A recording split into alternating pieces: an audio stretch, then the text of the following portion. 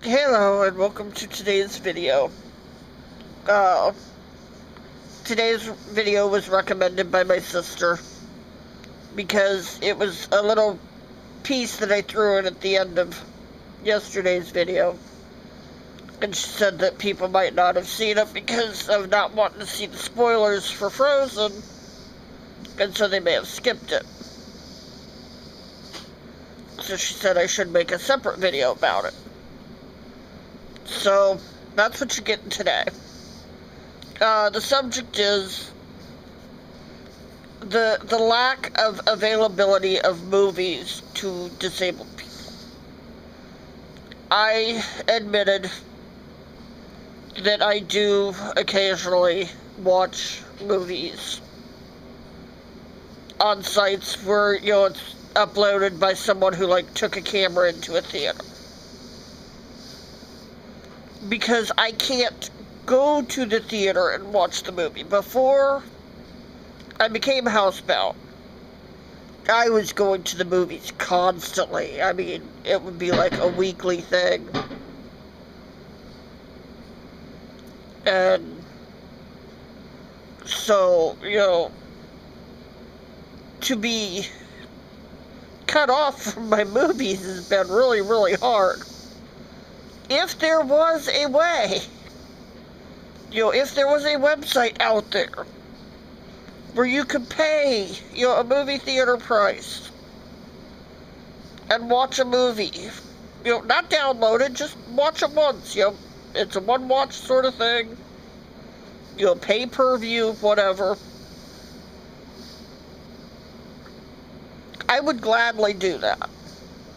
Especially if it meant that I'd be able to see the movie in not a crappy format, to be able to see it in a theater type quality. What I do now is like I said, I'll if it's a movie I really want to see badly, I mean, I'm not saying I do it every week.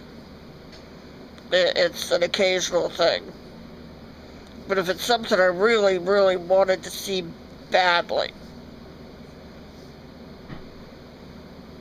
I'll buy product and stuff to make up for the fact that I did not see it in the theater. But like I said, if there was any way I could watch it legally, I more than happily would.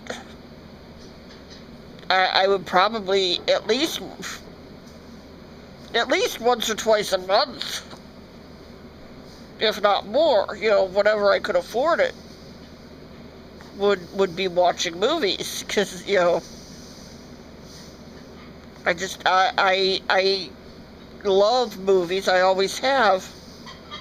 That's why I have such a large DVD and now Blu-ray collection. I mean, it was a whole lot larger before the hurricane. I mean, but just, there's so many things that you're cut off from if you are not capable of leaving your home. I mean, I haven't had an ID, a photo ID, in a long, long time. And without a photo ID, you're really almost nobody. When all the stuff happened with my ex a couple of years ago, even though it was me that needed protection, I could not get a restraining order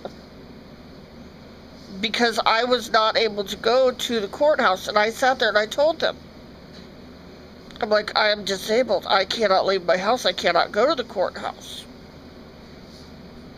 They're like, well, you could have someone else sign for you. I was like, okay, well, I'll do that. They're like, you just have to come down and stand before the judge. It's like, but if I could stand before the judge, then I could sign for myself. It was just this big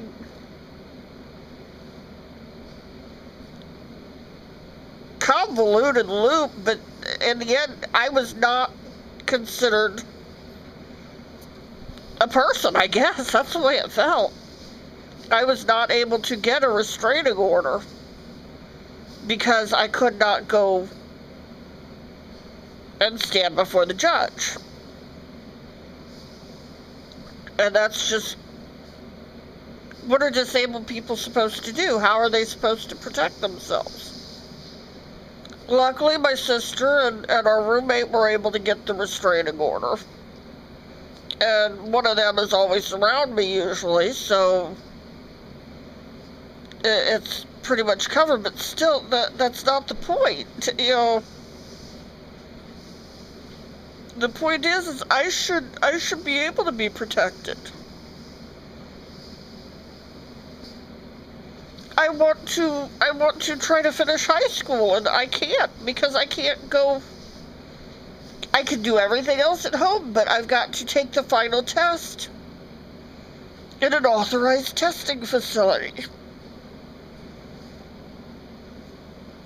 I can't go in. And I'm not the only person, you know, I'm not the only person in this situation. I wish I knew what to do, you know. I really wish there was a website or something out there that would tell us, hey, here's where you can go and watch movies legally. Here's a place where you can go and they'll help you get your ID. You know, here, we've set up a way that you guys can go to school and I guess it's just wishful thinking, but I know when I finally can get out of here, I want to try to change things somehow. Go and scream at these people and tell them, hey, wake up and look.